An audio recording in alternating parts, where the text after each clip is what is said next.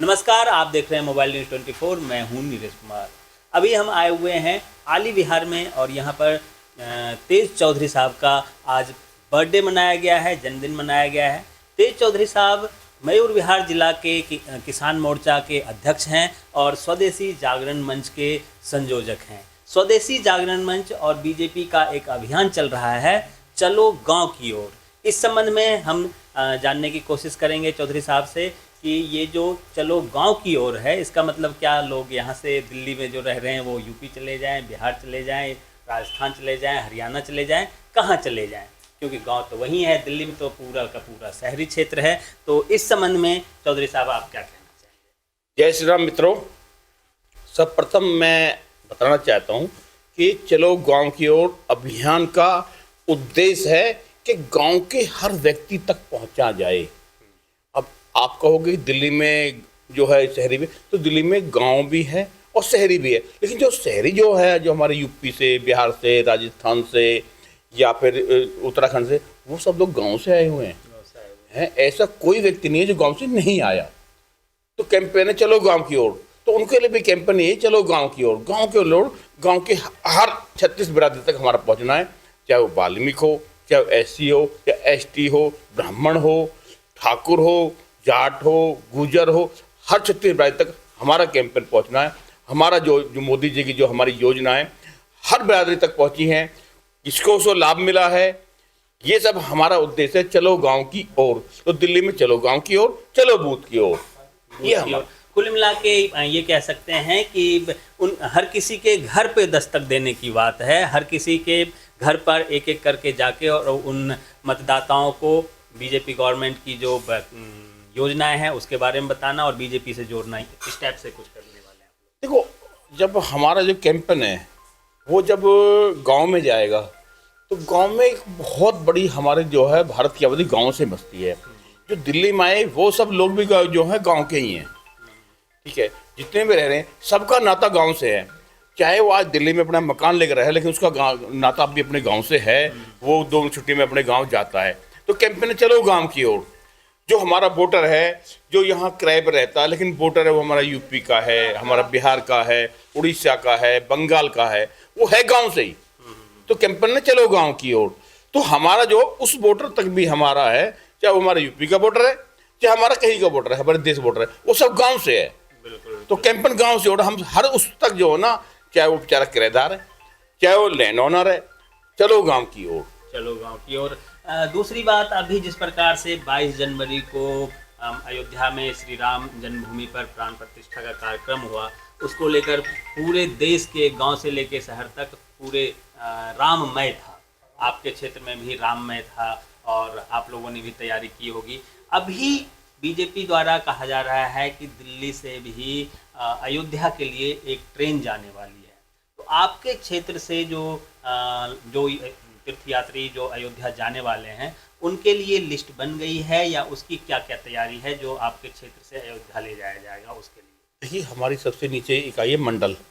तो मंडल अध्यक्षों को ये सूचना दे दी गई है कि आप लोग अपने क्षेत्र से जाके जो भी यात्री अयोध्या जाना चाहे वो उसके वोट आधार कार्ड से नंबर से जो दे के और वो लिस्ट हमें दे जाए। उसको बताया जाए कि आपकी फलाने दिन की ट्रेन है, आपको वहाँ जाना और वापसी वो ट्रेन आपकी ये है। वो सिर्फ हमारा लिस्ट, हमारा काम हो चुका, लिस्ट जमा हो चुकी। आपको ये बताना कि आप फलाने दिन आपकी ट्रेन जानी है अयोध्या। मतलब डेट क्लियर नहीं हुआ है, लिस्ट बन डेट अब जितने पब्लिक है उस सब जो ना कि आप 10 को जाओगे, आप 11 को जाओगे, उस तरह वो ट्रेन का जो ना उसका लिस्ट जा चुका है। लिस्ट हमारे जिले में हो चुकी है। ये जो है इसका जो खर्चा है वो पार्टी उठा रही है या लोग भी कंट्रीब्यूट कर रहे हैं? नहीं, ये तो हम ही लोग उठा रहे हैं। इसका जो है ना उद्देश्य ये है कि जो रामलला का जितना बड़ा विवाद है, आज पूरा वर्ल्ड हिंदुस्तान की तरफ, अयोध्या की तरफ देख रहा है। इतना बड़ा जो विवाद खत्म होने के बाद इसमें एक मूसी भी ना मरी, हम कहना वो कहना अपनी देसी भाषा में, एक मूसी भी ना मरी और सारा काम होगा और सब खुशी खुशी है। मेरे कुछ मित्र हैं अयोध्या के और वो मुस्लिम समाज से हैं, वो इतने खुश थे कि अब हमें रोजगार मिलेगा।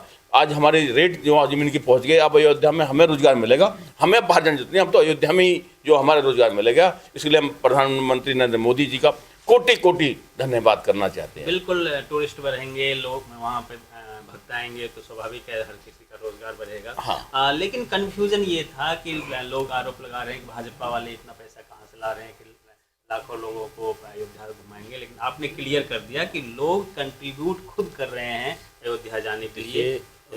ये भाई आपको ने देखा था कि जब राम मंदिर के लिए दान दिया गया था ना, तो दान देने वाले बीजेपी के लोग नहीं थे, वो हिंदुस्तान के लोग थे। ठीक है, उन्होंने अपनी स्वेच्छा से इतना दान दिया कि शायद 6 अयोध्या शहर और बच जाएंगे।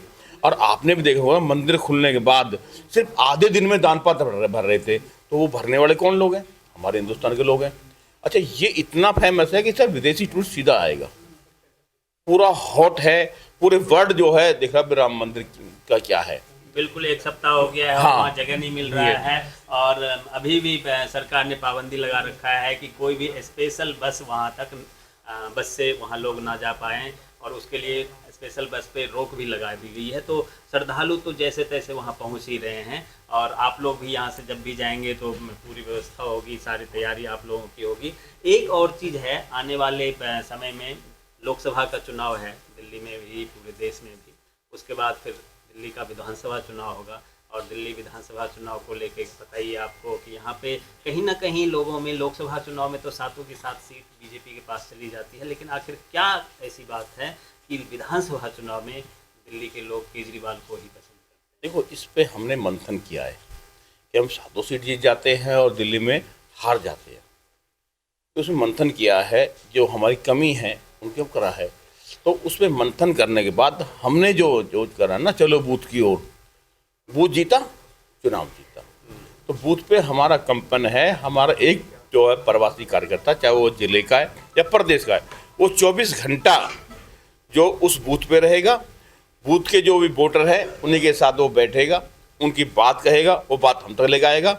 और जिस भी बस्ती का है, वो किसी भी जाति बस्ती का हो, उसको रात वहीं रुकनी है, उनके साथ वार्ता करनी है, और वार्ता के फीडबैक ला के जिले को देगा, जिससे हमें पता चले कि वो लोग कि हमारे बारे में सोच क्या है और क्या पार्टी पसंद है, क्यों हमको जोर रहते हैं। तो क्या इम्प्लीमेंट भी होगा? क्योंकि लोगों को तो पता है रीज़न क्या है, केजरीवाल क्यों जीतता है, ये पार्टी को पता है। ऐसा नहीं है कि अमित शाह को पता नहीं हो या मोदी जी को नहीं पता हो कि दिल्ली के लोग क्यों केजरीवाल को वोट देते हैं, सबको पता है। तो क्या उस पर इम्प्लीमेंट भी होगा कि लोग जो आपसे कहेंगे, जो मतदाता कहेंगे कि हम क्यों केजरीवाल को वोट देते हैं, वो वोट देते हैं फ्री बस में जाती हैं महिलाएं, वो वोट देते हैं बिजली का बिल नहीं आता है, वो वोट देते हैं पानी नहीं आता। और कहीं ना कहीं जब से एमसीडी में चुनाव हुआ है, एमसीडी में वो आए हैं, तो एमसीडी से रिलेटेड काम भी जो है वो काफ़ी आसान हो गया है। वो वोट देते हैं कि चाहे ड्राइविंग लाइसेंस हो या दिल्ली सरकार के काम जो हैं वो उनके घर पे आराम से हो जाता है। तो इन सब चीज़ों का अल्टरनेट बीजेपी क्यों नहीं कर पाती? देखिए नीरज भाई, आपने निगम इन्होंने जीता, ये मेयर का चुनाव करने के बाद स्टैंडिंग कमेटी चुनाव नहीं करा पाई, जोनों के चेयरमैन चुनाव कर पाए, क्यों नहीं करवा पाए? तुम्हारे मन में चोर है, मेयर आपका है, चुनाव आपने करवाना चाहिए, नहीं करना चाहिए।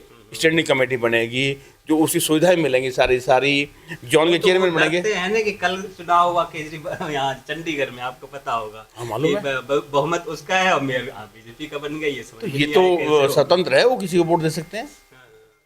अब अगर बीजेपी पसंद है तो बीजेपी को वोट देंगे। तो दिल्ली में क्यों नहीं करवाते आप? अरे आपने निगम जीत लिया, हमने मान लिया निगम जीते, आप बहुमत में नहीं मत, तो भैया मेयर बनने के बाद स्टैंडिंग कमेटी चुनाव ने आप नहीं करवा रहे, जोनों के चुनाव करे, समितियों के चुनाव आप नहीं करवा रहे। ठीक है, आप अपने आप को बड़ा ही ईमानदार बताते हैं। आपके मंत्री जेल में पड़े हैं, गिनवा लो कितने मंत्री जेल में पड़े, मनीष सिसोदिया जेल में पड़ा है, सोमनाथ भारती ले लो हैं, और कितने गिनवाओगे? बिल्कुल बिल्कुल। भ्रष्टाचार के आरोप में संजय सिंह, मनीष सिसोदिया लेके हमारे यहाँ के विधायक अमतुल्ला जी, उन पे जो बीसी घोषित किया हुआ है। देखो, जनता जाग चुकी है, जनता को पता है इन्होंने हमको मूर्ख बनाया है। आपने कहाँ विकास किया है? फ्री बस का तो कब्बार ने बोल दिया, आप विकास बताओ ना, आपने कहाँ किया है? कितने फ्लाईओवर आपने नए बनाए हैं, कितनी योजना बनाई है कि आपने जो ना ट्रैफिक को करने के लिए क्या योजना बनाई है, सबके लिए क्या योजना बनाई है? आप पब्लिक को आपने गुमराह कर दिया जी, आपको बस फ्री है जी, आपको पानी फ्री है जी, जो है बिजली फ्री है जी, चलो ठीक है जी, आपने ये योजना कर दी। अरे फ्री के चक्कर में ये बताओ ना विकास क्या किया है? आज जो हमारे गरीब लोग हैं, जब से इनकी सरकार आई है तब से आज तक एक भी बीपीएल कार्ड इन्हें बना दिया हो तो मुझे बता दें। सब पेंडिंग पड़ा, क्यों नहीं बनाते हो? उन्हें सुविधा मिले बीपीएल कार्ड की। सारे जो प्रवासी आए हुए हैं बेचारे, वो यहाँ कमाने के लिए आए हैं, जिससे 2 पैसा बचा के अपने घर भेज सकें, उनके बीपीएल कार्ड नहीं बन रहे। चलम बस्ती के लोगों के बीपीएल कार्ड नहीं बन रहे।